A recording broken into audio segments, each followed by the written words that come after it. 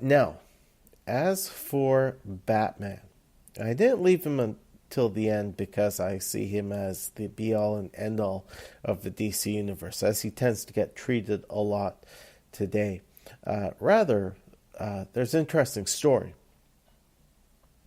In the beginning, Keith Giffen and J.M. DeMatteis wanted to write a Big Seven Justice League title. They wanted all the A-listers. They wanted Superman, Batman, Wonder Woman, Flash, Green Lantern, Hal Jordan, Aquaman, and Martian Manhunter. Martian Manhunter wasn't a problem because he didn't have his own ongoing title. They weren't looking at rewriting his origin so extensively. But when it came to the other members of the Big Seven, there were definite issues. John Byrne, as I mentioned a short time ago, said that Superman was off limits. He had just finished writing Man of Steel. He was busy establishing Superman's adventures in the first years after the events of Man of Steel. Superman wasn't a character who was going to join any organization. He was going to go wherever he was needed, and so he couldn't be constrained by Justice League membership. As for Wonder Woman, again, George Perez was very concerned that Wonder Woman would get lost amongst the other characters, and he was concerned with building up just how powerful a character she was, not just physically, but intellectually as well. And so when Perez got the sense that this was going to be a more comedic, lighthearted Justice League, he was very concerned by that. In time, Justice League / Justice League International would split into Justice League America and Justice League Europe, and he was asked if Wonder Woman could be in Justice League Europe, and the most he would allow would be for a headshot of Wonder Woman to be included in the cover of issue 1 of JLE, and he allowed for her to make a very brief cameo in the first issue of Justice League Europe, and then that was it. It wasn't until after Perez had left Wonder Woman and DC Comics that she would actually join any particular branch or incarnation of the Justice League. So Giffen and DeMatteis were told quite clearly that she was off the table. In terms of the Flash, he was also off the table, as Mike Baron would be starting a new volume of The Flash, and he really wanted to focus on the ramifications of Crisis and Legends on Wally West going forward. Wally West's entire run as The Flash is an incredible exploration of the growth of a superhero. And Mike Baron knew there was no way that it would work if Wally was being depicted in one way in his own ongoing title, and if he was being depicted another way in another ongoing title. Now, eventually that would unravel because Wally would appear in Justice League Europe, in which he would become the JLE's equivalent of Guy Gardner. But in 1987, Giffen and DeMatteis were told, no, you can't have the Flash.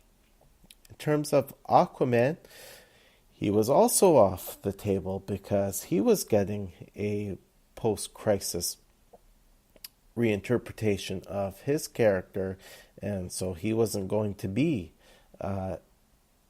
anywhere that he could be easily accessed by the heroes or by the writers who were chronicling their adventures. So Giffen and DeMatteis were left saying, we got Martian Manhunter, and we just got told, no. by all these other writers and editors. It was so much that it came to the attention of Batman editor Denny O'Neil, who reportedly took pity on Giffen and DeMatteis and said to them, okay, you know what? You guys can have Batman. It'll work out. It's okay. And it's important to keep in mind that in 1987, Batman was not the flagship character of the DC universe.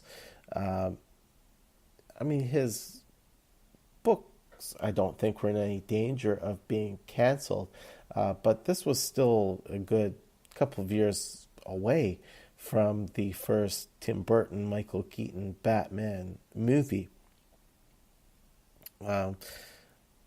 Certainly Batman's presence in the post-crisis Justice League would certainly help improve his visibility, as it gave him yet another title to appear in.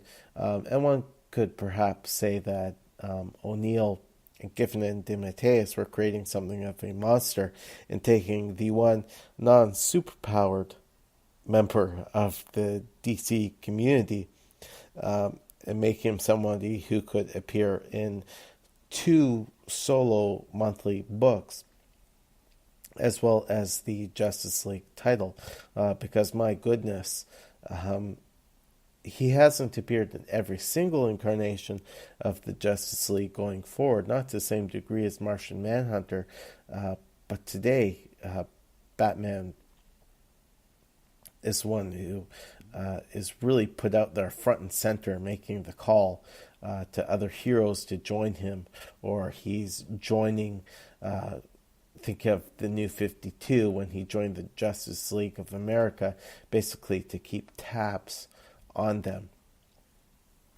So interesting story about the politicking behind the creation of the post-crisis DC universe. And very interesting to note that these heroes call themselves the Justice League and not the Justice League of America, even though in the one upper right-hand panel on page 29, looking at Blue Beetle's word balloon, the words the Justice League are colored red, white, and blue. This was a period where comics were growing up, continuing to grow up, and so certainly writers had the sense that their stories had to go beyond borders. They had to go into the international realm, especially since you had a Martian member of the team, one member who was wielding the most powerful weapon in the universe that had been created by another alien species. And in time, the Justice League concept grew so big that it would split into multiple titles. Just finishing off, I love Darkseid's final interaction with Phantom Stranger. Again, part of the legacy of DC's Legends is it established Darkseid as the major bad in the DC universe. Yeah, Lex Luthor and Joker were still very iconic villains, and they were certainly the big bads in the Superman, the Batman books. But what the DC universe really needed was somebody who wasn't just one particular hero's rogue or arch nemesis. It made complete sense to make Darkseid that big bad. Of course, this did a lot to make people think of Darkseid not just in terms of the character who appeared in Superpower's Global Guardians, sounded a whole lot like Inspector Claw or Soundwave from Transformers. This was a character here in Legends who was not bent on taking over the world to marry Wonder Woman. He was just heck bent on domination. And I love that final page on page 30. And yeah, I'm sure it was a downer for a number of readers who were looking forward to Superman, Wonder Woman, and the Flash being members of the Justice League. But still, this final page splash just shows that even though not everybody on the page would be a member of the Justice League, they were still crucial members of the DC hero community, incalculably important characters of the DC universe in general. I mean, where would the DCU be without a character like Superman or Wonder Woman or Flash? So again, just as the front cover conveyed that sense of youthful hope and optimism going forward in the post-crisis DC universe, so too did this final page, showing the characters all standing tall, proud, stoic.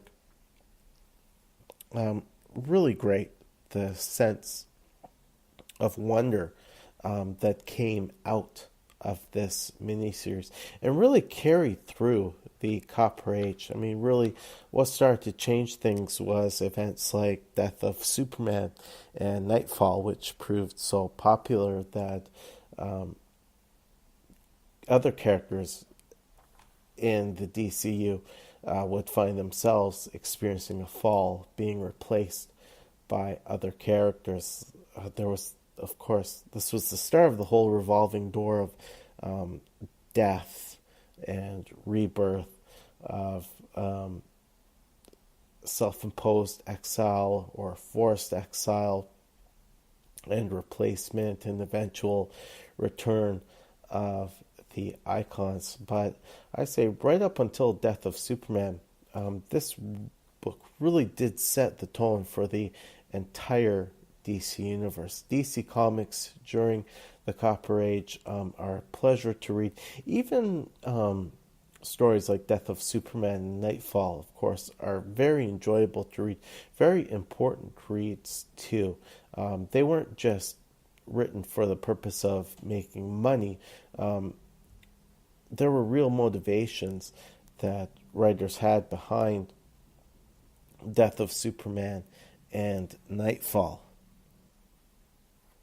And that sense of hope and optimism, that sense of looking forward to future growth, carried through in the launch of 3 titles following Legends. And the beautiful thing about these 3 titles is they didn't feel like they were being released just because there had been this event. They were released on their own initiative. They weren't released with first issue covers saying now spinning out of Legends. These were books which were just launched completely organically. And of course, I'm referring to The Flash and Justice League and Suicide Squad. 3 titles which all lasted a good length of time. For all, Giffen and DeMatteis were disappointed that they didn't get to write a Big 7 Justice League title. You can tell they had so much fun with Kevin Maguire in putting together stories of this post-crisis Justice League that included more humorous characters like Blue Beetle and Guy Gardner. I mean, the reason why this post-crisis Justice League eventually unraveled was really because of changes in the creative teams over time. It got to a point where, sadly, it felt like the Justice League was oversaturated, and that Justice League Europe became Justice League International and continued alongside Justice League America, but then there was a Justice League Task Force, and then after 0 Hour there was Extreme Justice. But certainly it's very hard to find fault in Giffen and DeMatteis and Maguire's Justice League / Justice League International. Suicide Squad is a title that would probably have had a difficult time finding a place in the DC universe in the pre-crisis reality. Suicide Squad really